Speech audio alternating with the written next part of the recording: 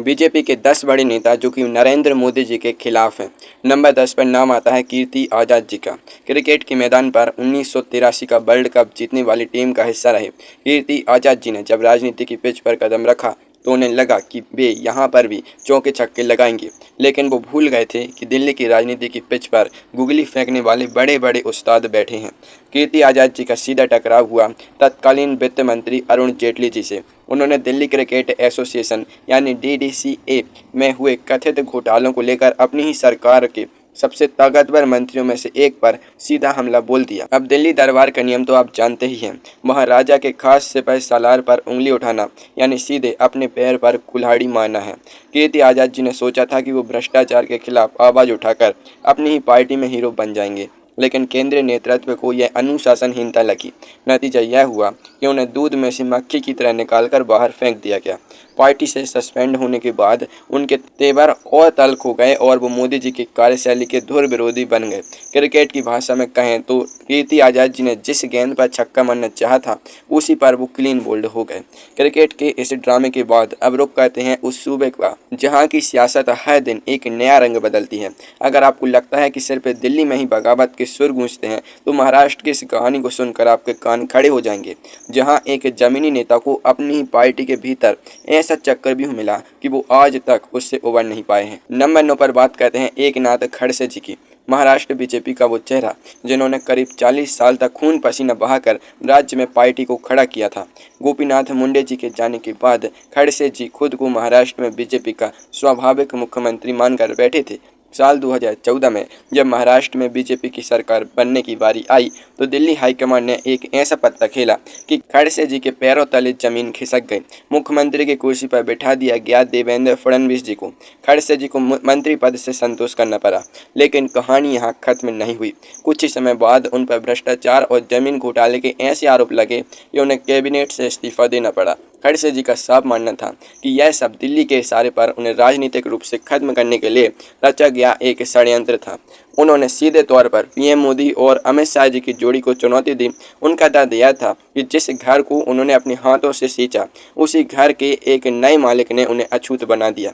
अपनी उपेक्षा से तंग आकर उन्होंने आखिरकार बीजेपी को राम राम कह दिया और विरोधी खेमे में शामिल हो गए।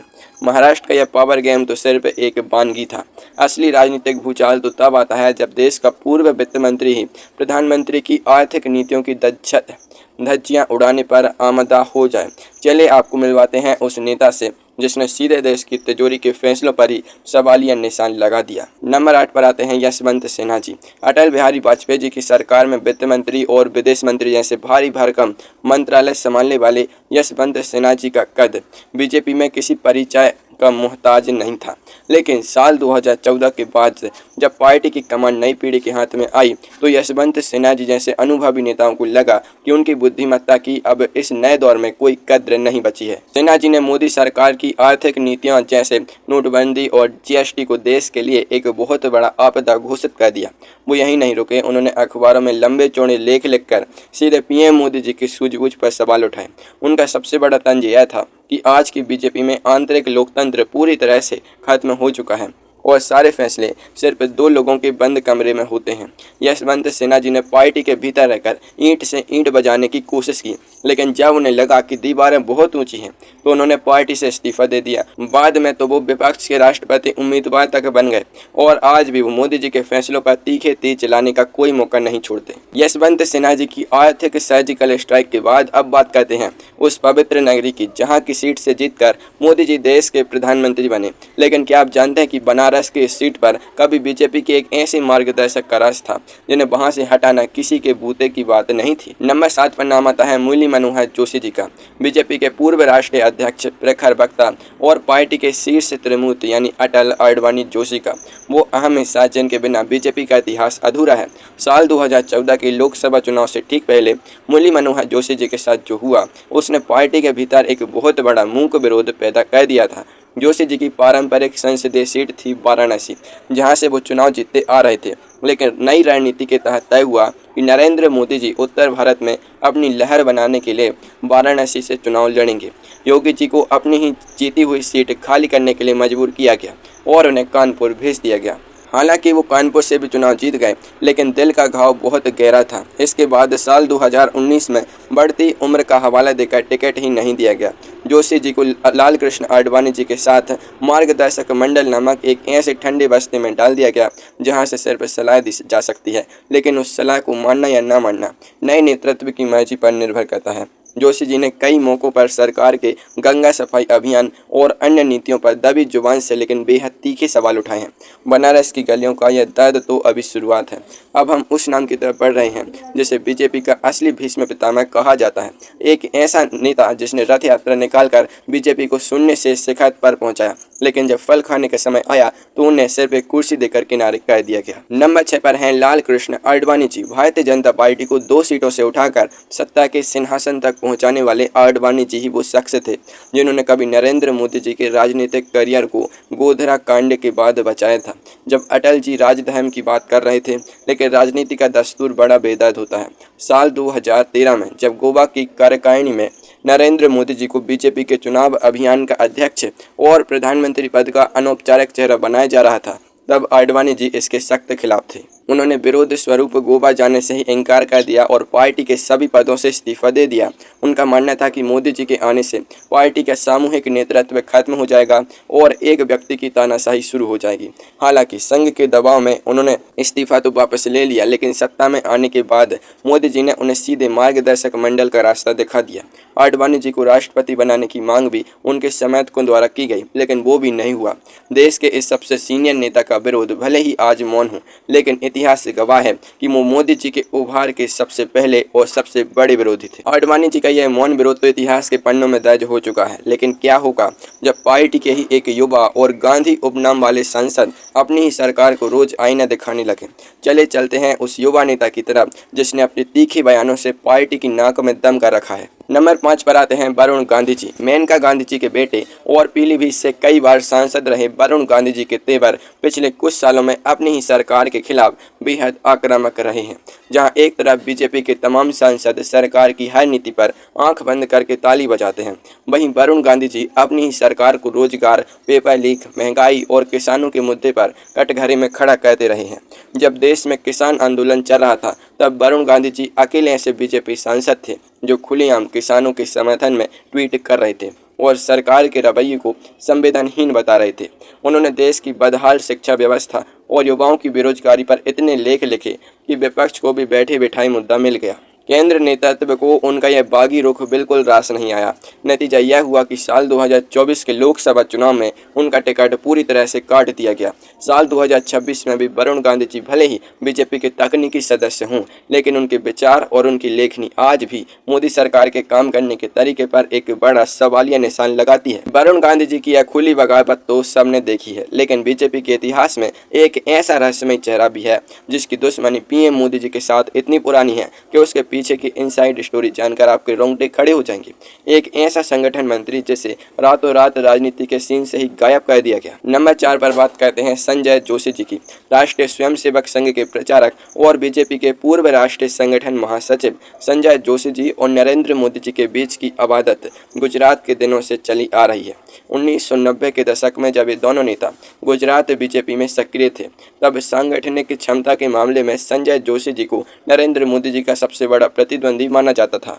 साल 2005 में मुंबई की राष्ट्रीय कार्यकारिणी के दौरान एक कथित सीडी कांड सामने आया जिसने संजय जोशी जी के राजनीतिक करियर पर ग्रहण लगा दिया। हालांकि बाद में उन्हें क्लीन चिट मिल गई, लेकिन तब तक उनका नुकसान हो चुका था। साल 2012 में जब नरेंद्र मोदी जी को बीजेपी की राष्ट्रीय कार्यकारिणी में शामिल होना था, तो उन्होंने शर्त रख दी कि जब तक संजय जोशी जी इस्तीफा नहीं देंगे वो बैठक में नहीं आएंगे। दिल्ली हाईकमान को मोदी जी के सामने झुकना पड़ा और संजय जोशी जी को बाहर कर दिया गया।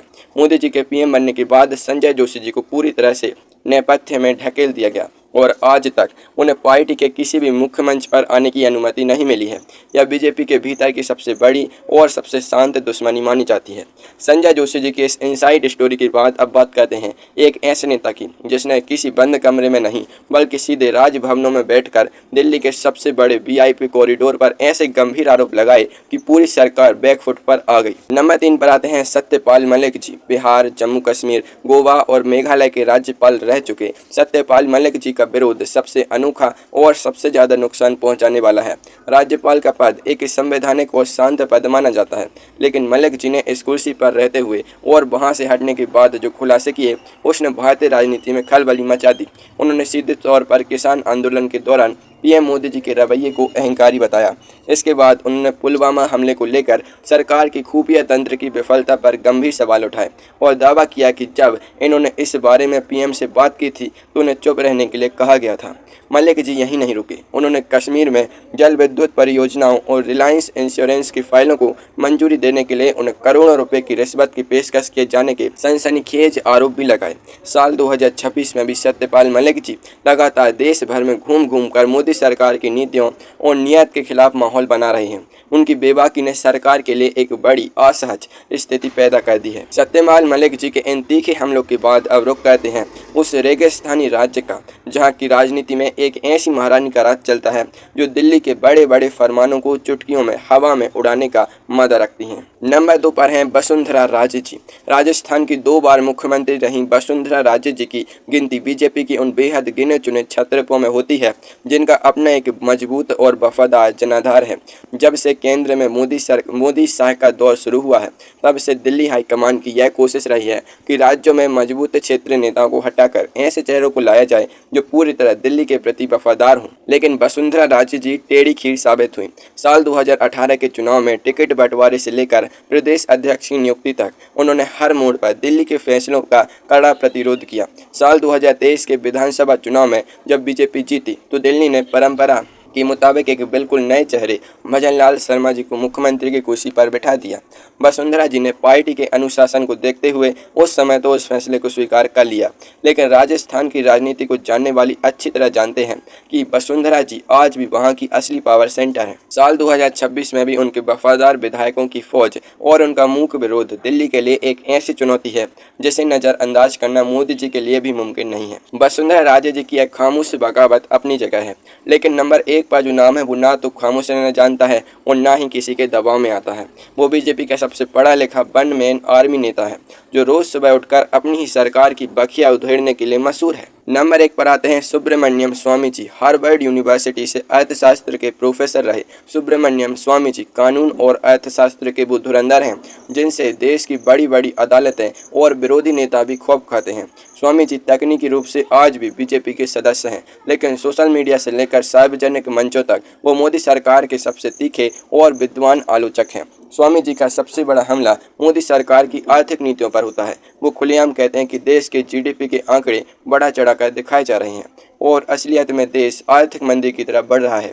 इसके अलावा चीन के मुद्दे पर वो पीएम मोदी जी की विदेश नीति की धज्जियां उड़ाते हुए कहते हैं कि चीन ने हमारी जमीन पर कब्जा कर लिया है और सरकार डर के मारे सच स्वीकार नहीं कर रही है।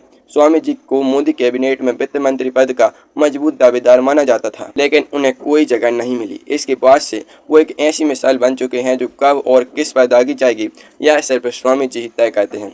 उनकी यह खुली और बौद्धिक चुनौती मोदी जी के लिए बीजेपी के भीतर सबसे बड़ा सह दायित्व बनी हुई।